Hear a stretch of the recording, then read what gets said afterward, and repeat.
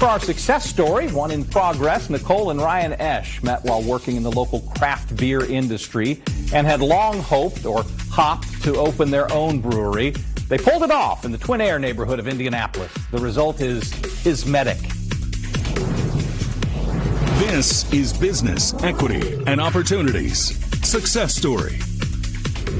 We opened Kismetic Beer Company back in April of 2022. Myself and my husband, we had both previously worked in craft beer before, but with the pandemic in 2020, I really had a chance to evaluate what I wanted to do and what kind of impact I wanted to make, and felt that it was our opportunity to go ahead and try to open our own brewery. It started just with a business plan, again, that I wrote during COVID, which was a weird time to write a business plan. Lots of waiting, because obviously for a number of reasons, everyone was waiting to see what's going to happen in the world. But we got the go-ahead to get started in 2021. And then we ran into some challenges with zoning, some things with the city. So it was pretty incredible. We spent about 8 months interacting with the neighborhood, having neighbors help us get signatures, going to neighborhood meetings, and that's ultimately, however, how we were able to get the approval to move forward with this space and get started on our construction. And then Ryan and I, with the help of some of our very talented friends, did most, if not all, of this build out ourselves. So it really was a labor of love in here. So this is 201 Studios. It's home to about 30 or so different artists and makers throughout the whole building. We have furniture makers, jewelry makers, folks that do like large scale light installations, and a little bit of everything in between.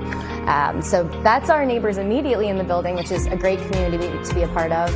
And in our actual neighborhood, it's been amazing, because a lot of the folks that live here have lived here most of their lives, live in the childhood home that they grew up in, a lot of them. So it's been neat to have them come over, meet us, and share stories about the history of this building, where a lot of their parents worked here when it was like a radiator factory.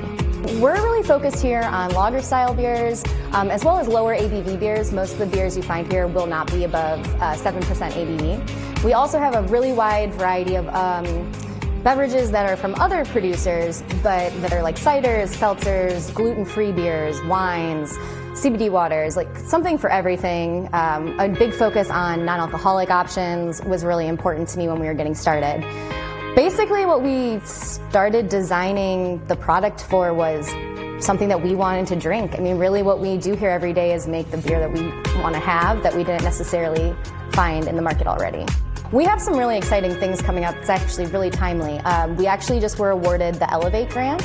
So we had applied for that back over the summer. We just got awarded that at the beginning of the month. So that's going to allow us to make some very substantial upgrades to the brew house.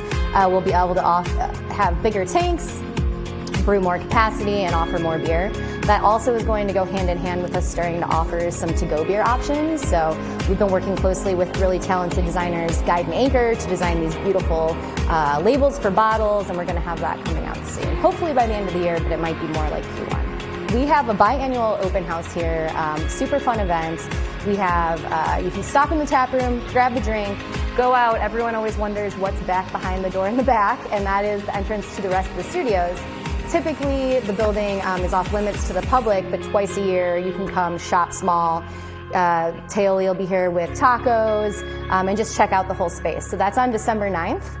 It'll be from 4 to 9. Family friendly. The tap room is 21 plus, but the rest of the building is family friendly.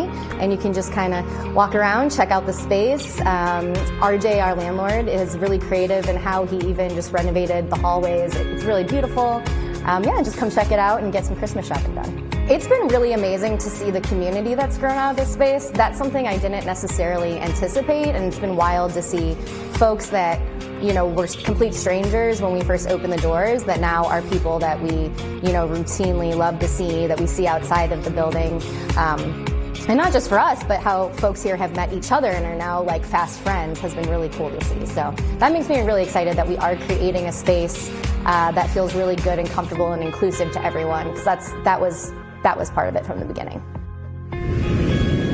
That is Business Equity and Opportunities for today. Thanks, as always, to every guest who shared a story. If you want more information about those stories, find links on our website. Scan the QR code to get to beoshow.com. While you're there, look for segments from the show from our previous weeks. Watch them, download them, use the buttons right underneath to share them in the way that's appropriate for you. Please listen to and subscribe to our Business Equity and Opportunities podcast on the All Indiana Podcast Network. Sign up for the newsletter that we update every Tuesday with something new. And if you have questions or a success story in progress to share with us, shoot us an email, beo@wishtv.com. We'll see you next week for more Business Equity and Opportunities. Till then, I'm Scott Sander. Have a great day. Business, Equity, and Opportunities made possible by InnoPower, Bose McKinney & Evans, Gemco, Fifth Third Bank, and Indiana University, Indianapolis.